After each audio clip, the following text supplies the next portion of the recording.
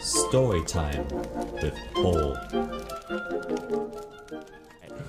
I was high in New Orleans the entire time, and so it's hard for me to remember exactly what I thought was noteworthy back then. But the one that sticks out in my mind is Tony the Tiger on the way up to New Orleans. We were talking about it earlier, but I don't think anybody knows what the fuck what we were talking about. There's a truck stop in Louisiana called the Tiger Truck Stop, and they advertise it for like 20 miles in either direction along the interstate, and it says, "See a live tiger." And I'm looking at this, and I'm looking at the swamp that we're driving through, and I'm like, there's no fucking way there's actually a tiger there. Like, it's a stuffed tiger or some stupid shit to get people to pull over. And we all had to, like, me and Ashley had to pee, so we ended up pulling over at this Tiger truck stop, and there's a fucking tiger there. Like a real tiger in a tiny little cage in the middle of the Louisiana swamp.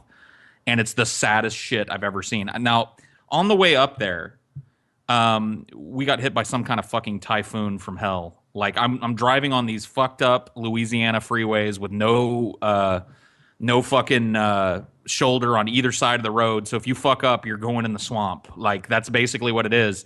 And these giant curtains of water would just come out of the fucking sky. And we drove Ashley's car down there, and her windshield wipers, like, at one point we were driving and they were going, as fast as they could, and they just went and stopped. And I'm like, fuck, I'm on a place where I can't pull over because there's no shoulder. I'm on a bridge over the swamp. I can't fucking pull over, and there are curtains of water descending on me. So this drive, I was already stressed out. When I got to the Tiger truck stop, I was just sad to be a human. Like, this tiger was so sad. Like, it was just laying there like, I've given up. It had a tiny little cage. All these people are looking at it and taking pictures of it and shit. On the side of the cage, there was this long screed, like an anti-animal rights screed. So you can tell, like, people, even in Louisiana, are pulling through going, man, maybe you guys shouldn't have that fucking tiger. So they want to try and convince you that this sad, once beautiful beast that you're looking at is happy here. So they're like, yeah, animal rights activists want to paint this as cruel, but blah, blah, blah. Tony is a happy tiger and yada, yada, yada. And then there's also a thing on there saying, hey, this place is a registered fucking zoo. And I didn't think in all my life that I would lose confidence in every aspect of the American government. Like the zoo foundation, like whoever decides what gets to be a zoo, I had confidence in it until that day. Because it is. I looked it up. It's an actual registered zoo. A fucking shit truck stop in the middle of the swamp in Louisiana is a registered zoo because they have one sad tiger. So that was that. I mean, I was pretty fucking depressed by the time I got to New Orleans because of that fucking tiger. And I did, dude. I told TJ I wanted to fucking spring that tiger out of captivity. Like, there was part of me that wanted to drive back, but then there's also part of me that doesn't want to get shot at a truck stop in Louisiana. So I guess Tony the Tiger is just going to have to rot there in the swamp for the rest of his short, uneventful life. But that was one chunk of the trip that I definitely remember sticking out to me. It was before I even got there. Do you remember any of the other fucking stories, TJ, that I'd said that I was going to fucking cover? Because as I'm sitting here now after that long-ass fucking drive, I can't think of a single one. Oh, yeah. Well, I remember you talking a lot about the fucking swamp bridge in general. Like, wondering how it was, even built and shit. Yeah, that was a fucking... That made it hard, because, like, I'm driving down the fucking swamp bridge, and there's like 20 miles of freeway built on a raised fucking bridge that cuts through a swamp. Not like around the outskirts of a swamp, but dead through the middle of a fucking swamp. And so this curtain of rain is coming down. I'm depressed about Tony the Tiger. I'm trying to pay attention to what I'm doing on the road, and all I can think of is, how the fuck did they build this fucking bridge in the middle of... Like, what a shit job that must have been. Like, how do they get a truck to the edge? And Scotty, of course, explained it to me. He's like, yeah, you can drain the swamp and build on it and then let it fill back up. I didn't know that shit was possible. I didn't know human beings could build a fucking raised bridge in a swamp for 20 miles. I think you were also pretty tripped out by the causeway when I took you on there. Yeah, that fucking... There's a causeway. What lake is that? Is that Lake Pontchartrain or what is it? Yeah, Pontchartrain, yeah. Yeah. So there's a fucking bridge. It used to be, according to TJ, the longest bridge in the world, and then the Chinese beat us. But that was fucking freaky, too, because we get on this bridge, and I'm like, oh, okay, this is a big old long bridge. Cool.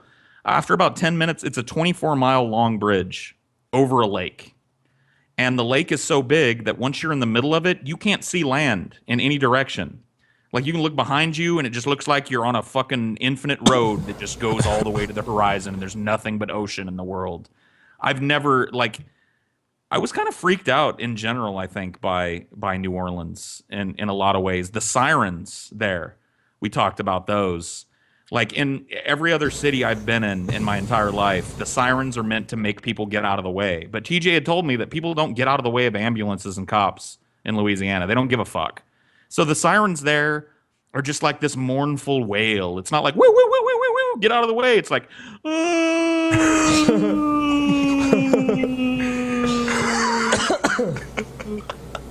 we heard this go by our fucking room, and nobody else notices it but me. And I'm just like, that's a fucking disturbing, like, just disturbing. Like, sounds like Silent Hill. Yeah, it did. So, you know, New Orleans is a pretty spooky place. The food there is great. But our room was haunted, and there was a sad tiger, and there were bridges. Your room was not fucking haunted. Dude, the cemeteries freaked you out too. I remember that. Oh yeah, that was another thing that happened. Is like, we're driving by this cemetery, and it's not like any other cemetery you've ever seen. The headstones are all giant, like, I don't know, like cadaver boxes sitting on top of the road. And I'm like, wow, that's a weird looking cemetery. And Scotty's like, yeah, you can't bury bodies here in Louisiana. The ground just spits out the dead. He just said it like it was such a fucking, like, it's just you know, you bury a body in the ground and the ground just vomits it back up. But there was like no look of concern on his face, and I'm like, what? Like, you put a body in the ground and just vomits it back out? Yeah, that's why you have to build like a. It's the weirdest fucking place. It really is a strange fucking place. Even I knew about that, and I had never been there before. I've never been there. I mean, I think I'd heard something about, like, they have to build fucking mausoleums and mausoleums or whatever. Crypts. I didn't know it was because the ground puked the dead out. You know what I mean? Yeah. Like, I thought, oh, maybe the ground just too soft. If you go to one of like the cheaper cemeteries where like the poor people are buried, like you can see like body parts of dead people just poking out of the ground and shit. Like, you can see like rotting flesh just. Yeah, but like that box doesn't fucking. It gets crushed pretty quick, you know, and the body just gets spewed up. Like, coffins don't withstand the weight of all the shit that's put on them. They just they just collapse. I think the most shocking thing to me about that wasn't that the ground vomits up the dead, although that is shocking. It's just the cavalier way in which Scotty told me about it. It was like he was telling me, like, over there's the PTA where they have PTA meetings. It was that level of emotion in his voice. He's like, yeah, can't put a body in the ground here. Expect some like grizzled old man to be like making like can't bury him in Louisiana. Ground just spits him on back up. Yeah, some dude with a lantern that just kind of slogs out of the swamp and goes. He didn't expect it to be like Scotty just saying it real casual, like, oh yeah, ground spits the dead back up. So what you want for dinner? That's pretty much how the conversation went. Like, dude, that was the funniest thing about being there with people that weren't from there. Was just that, like, they were just like, what the fuck? And it's like, in Louisiana, you just realize a lot of times, like, no one really cares. Like, it's why, and there's also this really violent thing about the South. That's why I think this was the most, like, violent meetup in terms of some people kind of, like, going over the top. Is there's a lot of violence in the South, and it's clear to see. See those black dudes riding, like, shirtless riding ATVs through the street and shit. Oh yeah, dudes just on dirt bikes riding on the freeway. Like, what the fuck is going on in this state? It's the first place. I haven't traveled a lot. I've recently traveled a lot. And the other places that we've been have all been either places that I've been before or places that look pretty normal, like, you know, Columbus and Toledo. They look like pretty normal American city. I mean, maybe not so much Toledo. Toledo's a smoking ruin, but I've been in cities like that before. But New Orleans had its own thing. Like, it just had, like, it's unlike any other city I've ever visited in my life.